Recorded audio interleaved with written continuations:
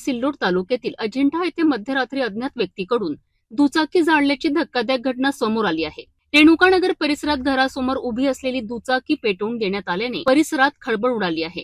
पहाटे स्फोटाचा आवाज ऐकून घरातील सदस्य बाहेर आले असता दुचाकी आगीत जळताना दिसली।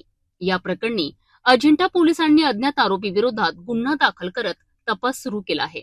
सिल्लोड तालुक्यातील अजिंठा येथील रेणुकानगर भागात रविवारी पहाटे दुचाकी जाळल्याची घटना उघडकीस आली आहे। शेख जुनीद शेख हानिफ हे महावितरण कंपनीत कार्यरत असून नातेवाईकांच्या लग्नाकरिता ते शनिवारी रात्री अजिंठा येथे आले होते। हळदीचा कार्यक्रम आटोपल्यानंतर त्यांनी आपली दुचाकी घरासमोर उभी केली होती। पहाटे 3 वाजताच्या सुमारास अचानक स्फोटासारखा आवाज आल्याने घरातील सदस्य जागे झालेत। बाहेर येऊन पाहिले असता दुचाकीला आग लागलेली दिसून आली।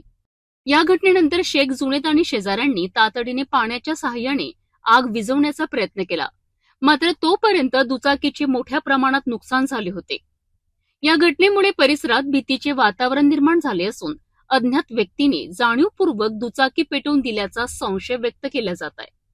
या प्रकरणी अजिंठा पोलीस ठाण्यात अज्ञात आरोपींविरोधात गुन्हा दाखल करण्यात आला असून पुढील तपास सुरू आहे।